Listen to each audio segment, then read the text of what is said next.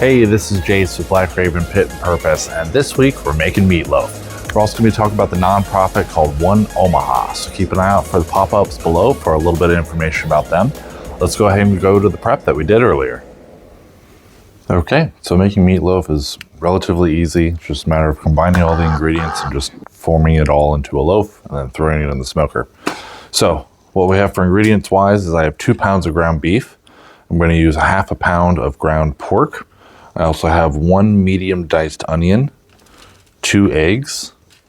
I have a cup of breadcrumbs that has actually been soaking in about a half a cup of milk for about 5 to 10 minutes. I just kind of started that before I started this video. In my bowl right now, I already have a little bit of the chipotle char seasoning. I just figure that'd be easier, kind of get it on the bottom of the meat right away. And then we're also going to be using a teaspoon of Worcestershire sauce. I can never pronounce that word correctly, but it is what it is. It tastes great. So let's go ahead and just get it going here. Throw our meat in. So cut this casing open.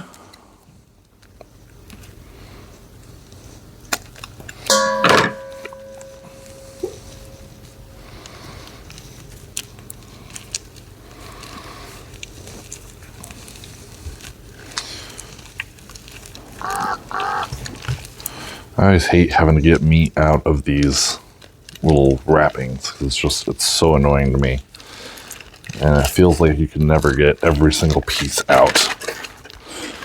That one actually came out pretty well. So there's one. So I can get the second guy in here.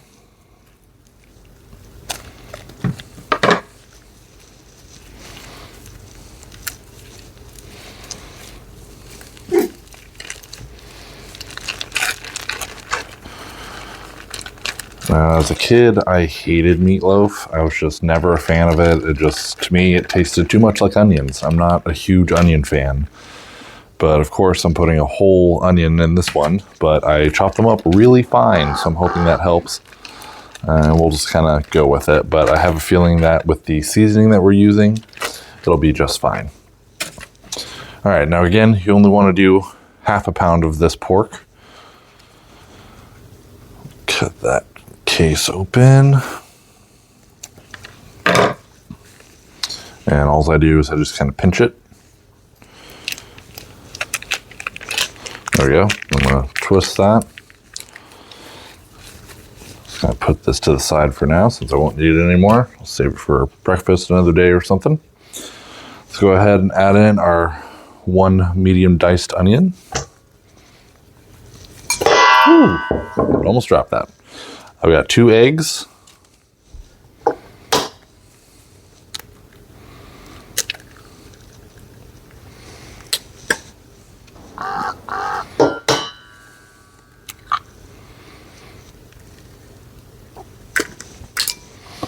gonna let my breadcrumbs sit for a little bit longer. Let's go ahead and get a little bit more seasoning on this guy.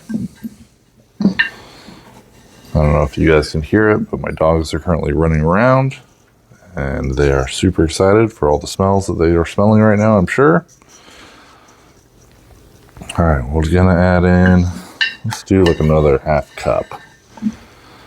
So I am using my own chipotle char seasoning / rub in place of what you can also use. So in case you don't have this on hand, because if you have to purchase for me to have it, you can also use pepper, paprika, a little bit of garlic powder. Minced garlic works really well as well. Really just kind of think of it like you're wanting to flavor one of your favorite steaks or, pretty much anything that's beef. Those ingredients tend to work really well together, so you can kind of just play around with them as much as you like, and you don't really have to worry about over seasoning because the chances of you overdoing it with just those few seasonings is pretty slim. Breadcrumbs seem to be looking all right. We're going to add in our tablespoon of Worcestershire sauce. I'm going to put a little extra because I really like this stuff. I think it tastes amazing. All right, let's go ahead and put the lid on this guy. And just a reminder, you can buy my seasonings and rubs from me at any point. Just hit me up on any of my social media pages and you'll be talking to me. So I'll take care of your order, get them shipped out to you if need be. I ship all over the US. I'm happy to ship across the world. I just don't know what shipping costs are, so got to deal with it. But anyway, we got all our ingredients in here. Now we're going to throw in our breadcrumbs that have been soaking in milk.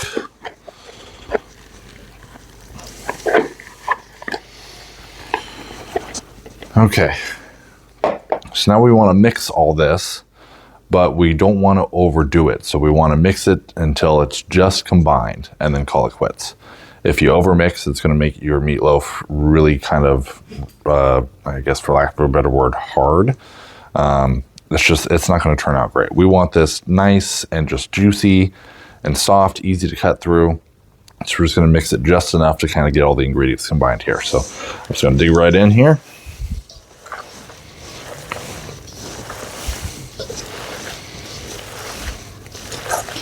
And when I'm mixing this, I just kind of take my hands and just kind of go in, grab and twist, go in, grab and twist. It seems to be a pretty good method for me, but you know, if you got your own, by all means, go for it. I'm not going to tell you how to mix your meat.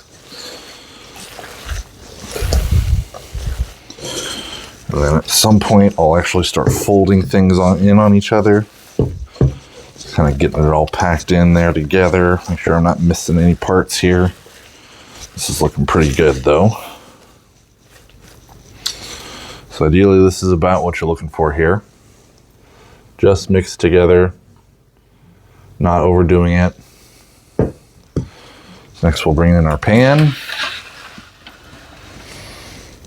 And I'm just gonna lay out the loaf right here, just kind of shape it up, and we'll call it good. I'm gonna try and get this all in one fell swoop if I can. Just feels like that'll make it a little easier. There we go.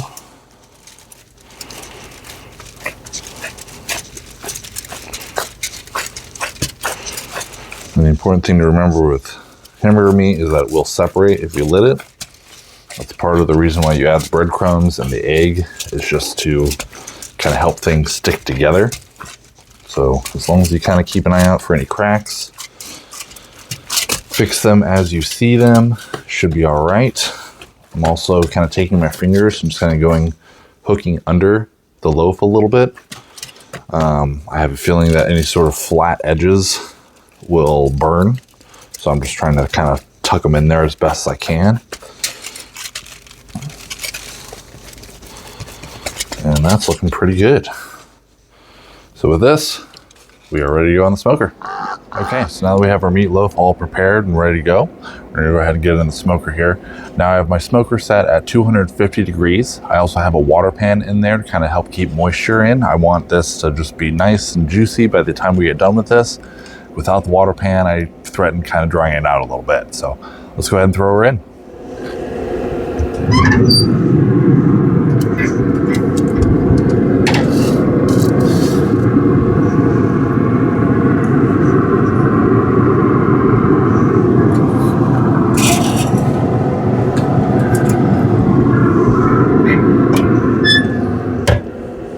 Okay, so now that we got it in, we're just gonna kind of wait.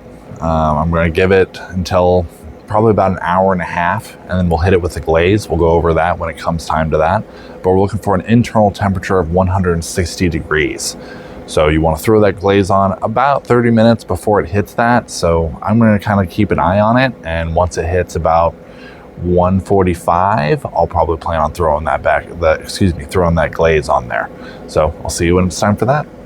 All right, so we're just about at 145 degrees internal temperature. I got a glaze ready to go here. So this glaze that I'm using is actually just a half a cup of ketchup, 2 tablespoons of brown sugar, 1 tablespoon of honey mustard, and about a teaspoon of apple cider vinegar. So we're gonna go ahead and mix this up, spread it all over, and then we'll be just kind of waiting until we get to our final internal temperature of 160 degrees. So let's go ahead and get this on.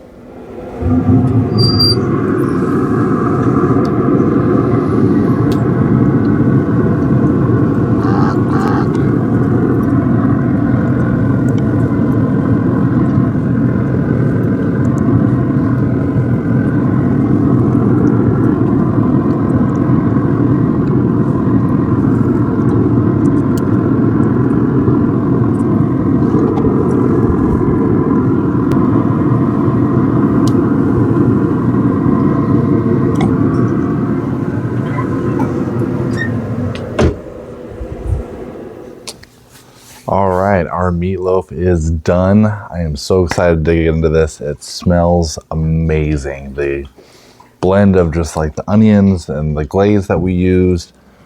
You can smell a bit of the rub coming through too. It smells phenomenal.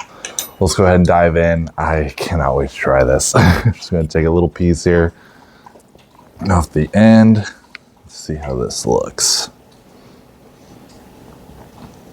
Oh yeah, okay. That's looking really good.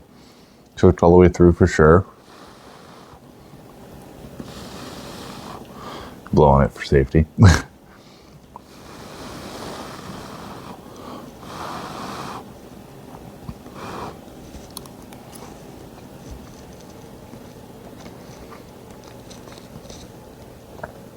Oh my God, that is so juicy. You can taste all the flavors coming through right now. Like the rub really kicks, it just adds a little bit of a kick to it. The glaze that we made earlier with the ketchup just like really comes through. It's just like a solid, bold flavor to it. This is amazing.